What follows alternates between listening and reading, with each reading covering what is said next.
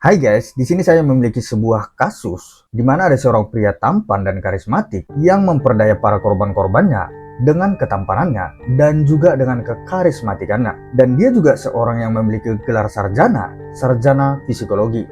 Tak tanggung-tanggung, dia memiliki gelar sarjana dari universitas ternama, yaitu adalah University of Washington. Simak kisah lengkap dari pembunuh berantai yang satu ini, yaitu adalah Ted Bundy.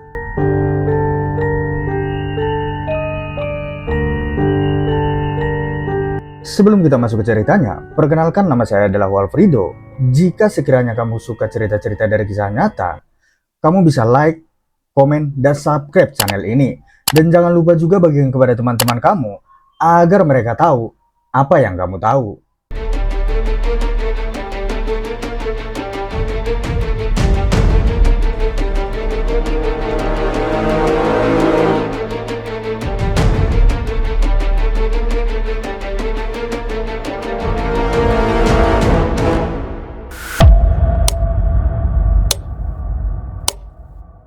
Ted Bundy ini lahir pada tanggal 24 November 1946.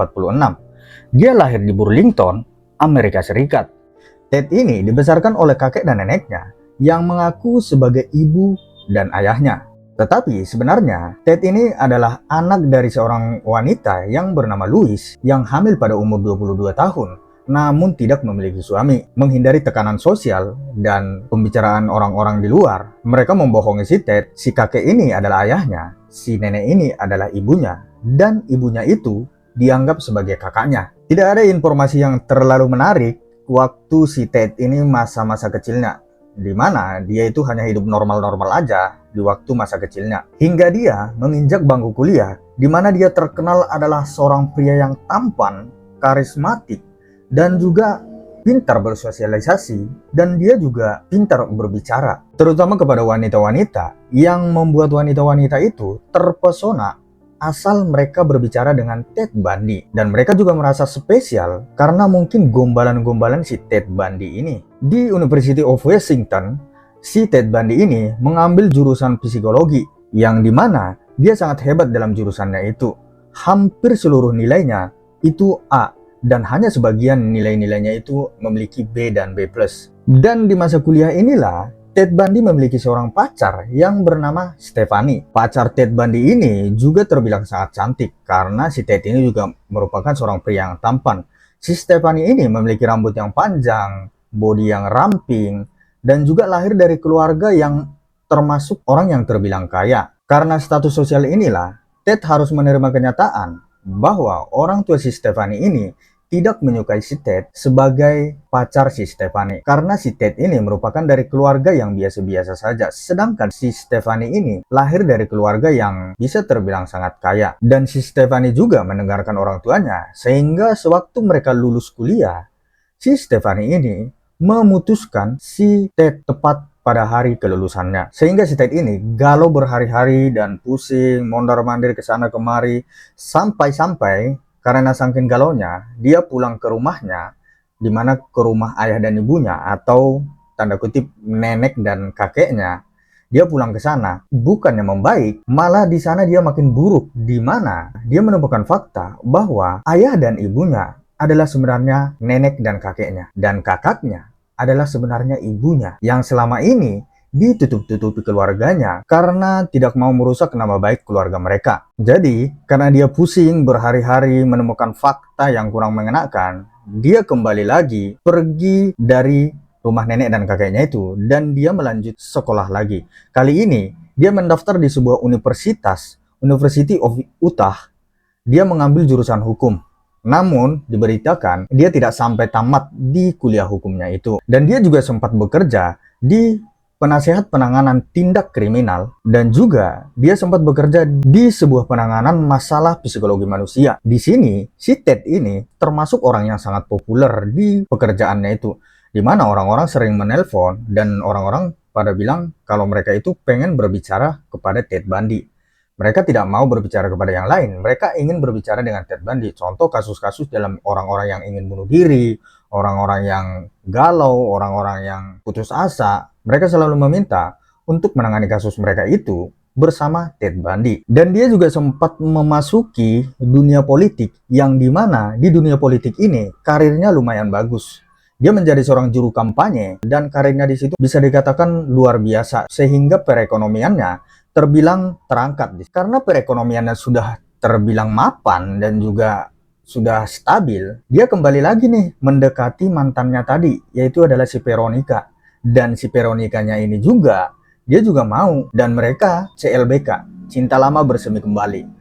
Mereka kembali menjalani hubungan karena dia sudah mapan, sudah direstui orang tuanya si Veronica tadi. Tapi ternyata si Ted Bundy ini masih menyimpan dendam kepada si Stephanie, di mana sewaktu dia susah ditinggalkan, namun sewaktu dia sudah mapan, si Stephanie ini mau kembali kepadanya dan orang tuanya juga merestuinya. Sehingga si Ted Bundy ini meninggalkan si Stephanie begitu saja. Tanpa ada kabar, tanpa ada ini, dia pergi begitu saja.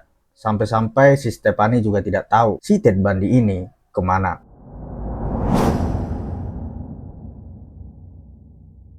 Dari sinilah aksi si tampan psikopat ini mulai terjadi. Korban-korbannya, bisa kita tarik benang merahnya, bahwasanya korban-korban yang dibunuh oleh Ted Bundy ini memiliki perawakan dan wajah mirip-mirip seperti Stephanie. Ya, di sini menandakan bahwasanya si Ted Bundy ini sangat menyimpan dendam kepada si Stephanie ini, sehingga dia membunuh orang-orang atau wanita-wanita hampir-hampir mirip atau gayanya yang mirip dengan si Stephanie itu. Seperti yang kita lihat, perawakan yang bagus, wajah yang cantik, rambut yang lurus, rambut itu belah tengah, dan yang dibunuh si Ted Bundy ini juga merupakan orang-orang yang ekonominya menengah ke atas. Dia hanya membunuh orang-orang yang dia temui secara random. Mungkin dia lihat cocok nih, dia akan melakukan pembunuhan. Hingga singkat cerita, dia bertemu dengan seorang wanita yang bernama Elizabeth. Elizabeth ini adalah janda anak satu, dan mereka menjalin hubungan selama 5 tahun. Menurut Elizabeth sendiri, si Ted ini seperti memiliki dua kepribadian. Terkadang dia ini sangat romantis, sangat baik, dan juga sangat penyayang. Namun ketika mereka berantem, si Ted ini sering marahnya luar biasa, dan dia sering menyuruh si Elizabeth ini untuk pergi keluar dulu agar emosinya itu bisa diredakan dulu. Setelah reda nanti baru si Elizabeth ini disuruh masuk kembali. Dan ternyata selama mereka berhubungan, si Ted ini sering keluar malam. Pergi malam, pulang pagi, pergi malam, pulang pagi. Ternyata si Elizabeth ini dia gunakan hanya sebagai alibi. Bahwasanya dia memiliki seorang pacar, tempatnya tinggal, tempatnya pulang. Gitu. Namun malamnya dia akan beraksi melakukan pembunuhan kepada korban-korbannya. Dan setelah pagi dia akan balik lagi ke rumah Elizabeth dan berjalan seperti normal, seperti tidak ada masalah sama sekali. Setiap malam si Ted ini pergi keluar dan juga melakukan pembunuhan dengan modus dan operandi yang sama, di mana dia mengandalkan ketampanannya, kekarismatikannya, dan terkadang dia juga menggunakan seperti tangan terluka atau kaki terluka, sehingga dia memancing para gadis-gadis yang pengen dia dekati dengan katakan minta tolong untuk membawakan barangnya ke dalam mobil. Nah, sesampainya di mobil, dia akan menggoda para wanita-wanita ini untuk mau pergi bersamanya. Namun entah kenapa, atau mungkin karena ketampanannya yang luar biasa atau gimana, atau karismatiknya atau cara berbicaranya yang luar biasa, rata-rata dan hampir semua wanita yang dia dekati dan dia ajak itu mau masuk ke dalam mobilnya. Nah, disinilah si Ted ini melakukan pembunuhan dengan cara memukul kepala korbannya dengan menggunakan linggis hingga meninggal dunia. Diberitakan atau diceritakan bahwasanya sebelum dia melakukan pembunuhan ini, dia juga memperkaos korban. Kita tidak tahu itu diperkaos atau memang mereka mau sama mau. Setelah itu baru dia bunuh. Dan setelah dia bunuh, dia akan membawa si mayat ini untuk dieksekusi lagi ke suatu tempat yang sepi, sehingga dia eksekusi, dan seluruh mayat ataupun korban yang telah dieksekusi si Ted Bundy ini, dia akan memotong kepalanya dan dia membawa ke apartemennya. Apartemennya ini apartemen tersembunyi dia dari si Elizabeth. Dia akan membawa kepalanya itu dan dia simpan untuk menjadi sebuah koleksi. Setelah itu, dia akan pulang ke rumah si Elizabeth tadi dan dia akan bersikap seperti biasa, seperti tidak ada yang terjadi apa-apa, dan seperti tidak melakukan apa-apa. Tapi, tidak ada rencana yang sempurna. Tidak semua pembunuhan yang dilakukan si Ted Bundy ini berjalan dengan mulus. Seperti kasus yang satu ini, si Ted Bundy menggunakan gayanya dengan ketampanan dan kekarismatikannya menggoda seorang wanita yang bernama Carol. Tapi, si Carol ini merasa seperti ada yang aneh dan seperti ada yang janggal nih dari si laki-laki yang satu ini. Dia kayaknya memiliki maksud yang buruk dan sepertinya dia ini memiliki tujuan yang lain nih. Sehingga si Carol ini meminta untuk turun dari mobilnya si Ted. Namun mereka sempat cekcok tuh di dalam mobil sampai-sampai si Carol ini berteriak sekencang-kencangnya sehingga si Ted ini menurunkannya di tengah jalan. Dan si Ted ini pergi begitu saja menjalankan mobilnya. Si Carol ini tidak tinggal diam.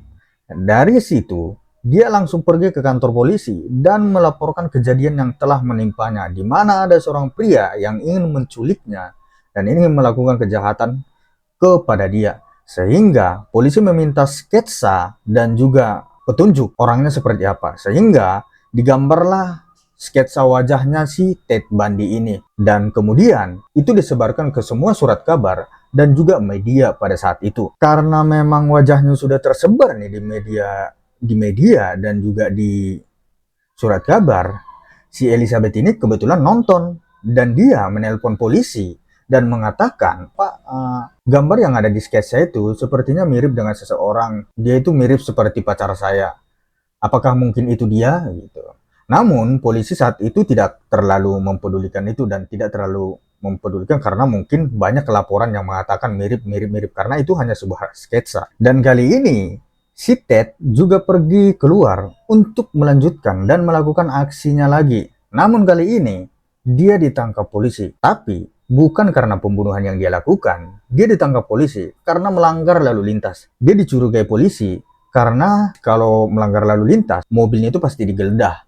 Nah, pas digeledah, itu di dalam mobilnya itu ada sarung tangan, topeng, linggis, dan juga peralatan-peralatan yang biasa dia gunakan untuk membunuh para korban-korbannya. Nah, singkat ceritanya, si Ted ini dibawa ke kantor polisi. Karena dicurigai, dia membawa linggis dan alat-alat sebagai macam, dia dipertemukan kepada Carol. Dan Carol ditanya, "Apakah ini yang menculikmu?" Dan Carol mengakui bahwa laki-laki inilah yang telah melakukan penculikan kepada saya. Dan kemudian dia ditangkap dan dijebloskan ke penjara. Dan dia dinyatakan bersalah atas penculikan dan dipenjara selama 15 tahun. Dan dia juga masuk televisi telah melakukan penculikan dan didakwa 15 tahun penjara. Kembali lagi nih, si Elizabeth tadi menelpon polisi dan dia telah menggeledah semua laci-laci tempat atau barang-barangnya si Ted yang ada di rumahnya dia. Dia menemukan hal-hal yang sangat mencurigakan, yaitu adalah senter, linggis, pisau, sarung tangan, dan juga baju-baju alat yang seperti barang-barang pembunuhan, dan itu dilaporkannya kepada polisi. Namun dalam kasus ini, polisi tidak bisa mendakwa si Ted telah melakukan pembunuhan yang ada di Utah dan di tempat lainnya karena mungkin masih sangat-sangat kurang bukti, masih sangat minim bukti yang didapatkan.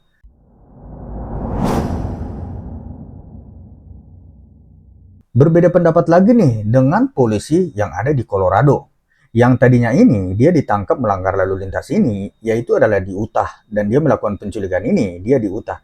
Namun polisi Colorado juga melihat si Ted ini dan mereka melihat ciri-ciri si Ted ini dan perlakuannya itu sangat-sangat mirip dengan pembunuhan-pembunuhan yang terjadi di Colorado. Sehingga polisi meminta kepada polisi wilayah Utah untuk memindahkan si Ted ini ke tahanan Colorado. Nah, karena dari sinilah, di Colorado inilah, si Ted mengatakan dan dia menunjuk dirinya sebagai pengacara dirinya sendiri. Karena terbilang memang si Ted ini adalah orang yang pintar, sehingga dia menunjuk dirinya sendiri sebagai pengacara dirinya sendiri. Dia meminta akses bebas ke perpustakaan. Dan karena dia terbilang kooperatif dan juga mau mengikuti semua arahan para sipir dan juga polisi, ya mereka tidak terlalu keberatan kalau hanya pergi ke perpustakaan untuk belajar hukum, untuk membela dirinya sendiri nantinya di sidang.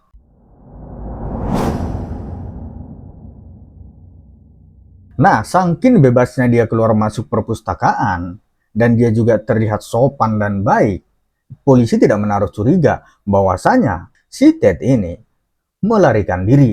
Dia melompat dari lantai 2 dan dia melarikan diri. Tapi pelarian si Ted ini tidak berlangsung lama, di mana setelah 8 hari dia melarikan diri, polisi menemukannya di tempat persembunyiannya. Dan dia dijebloskan lagi nih ke dalam penjara.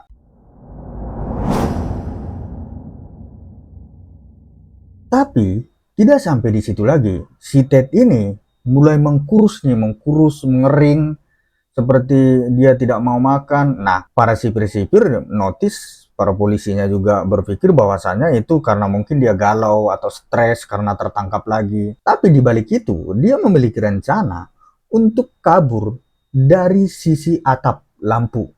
Lampunya ada yang kotak dan dia akan melarikan diri dari situ. Tapi dia butuh menurunkan berat badan agar dia muat di tempat yang kecil itu. Dan benar, kali ini dia benar-benar lari dari penjara itu lagi. Dan kali ini dia lari ke kota Florida. Nah, di kota Florida ini dia hidup seperti biasa. Namun, dia balik lagi melakukan kejahatan. Dia masuk ke suatu asrama putri, dan dia membabi buta hingga dia membunuh 5 orang wanita secara random di dalam asrama itu. Dan dia ditangkap lagi. Tapi lagi-lagi dia ditangkap bukan karena kesalahan yang telah dilakukannya, yaitu pembunuhan. Namun kali ini juga dia ditangkap karena melanggar lalu lintas. Dia menerobos lampu merah dan dia diberhentikan polisi dan ditangkap dan dikembalikan ke penjara, bahwa ini adalah Ted Bundy yang sebelumnya bermasalah.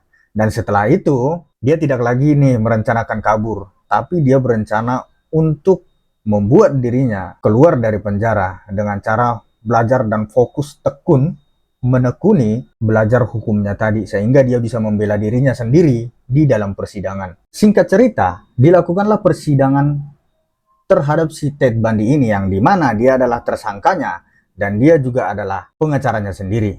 Tapi di dalam persidangan itu, Ted Bundy ini selalu tertawa-tertawa, meriang-riang, dan juga bercanda, seakan-akan kasus itu tidak seberapa. Kebetulan sidangnya ini itu disiarkan di televisi nasional. Karena kepiawaiannya dalam berbicara dan juga karismatiknya dalam berbicara dan juga ilmu psikologinya yang hebat. Nah, di situ dia seperti memanipulasi orang-orang bahwasanya dia itu tidak bersalah sama sekali.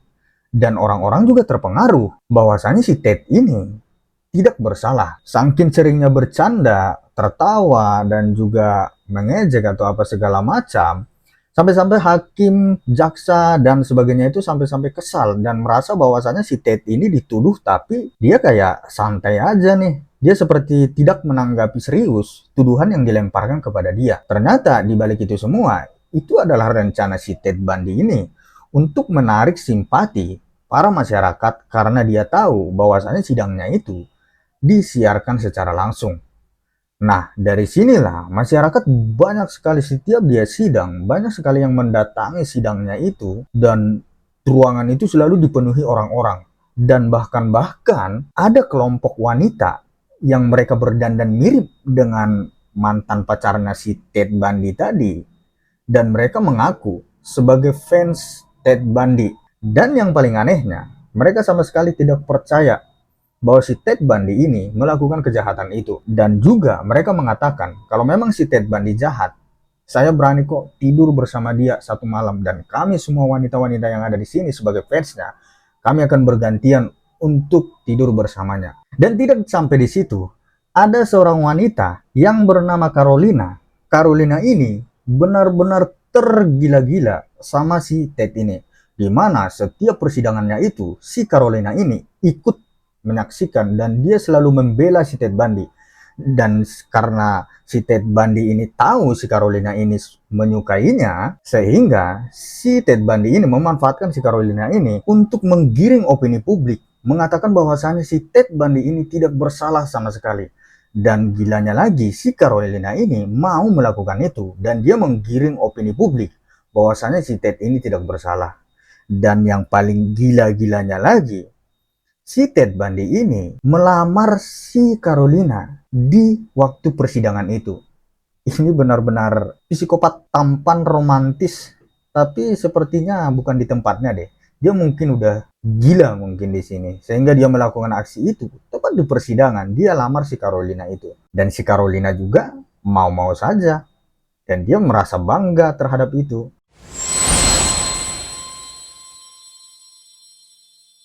Dan singkat cerita, persidangan itu tetap dilanjutkan dan si Ted Bundy ini dinyatakan bersalah karena ada satu bukti yang sangat memberatkan si Ted Bundy, yaitu ada suatu mayat yang ditemukan bahwasanya di mayat itu ada bekas gigitannya Ted Bundy, dan gigitan Ted Bundy itu persis seperti giginya Ted Bundy. Nah, sehingga dari situ disimpulkan bahwasanya si Ted Bundy inilah yang membunuh orang-orang yang ada di Colorado dan yang ada di Utah. Dan kemudian dia juga didakwa atas beberapa pembunuhan. Dan dinyatakan bahwasanya si Ted Bundy ini bersalah dan dihukum mati dengan disetrum.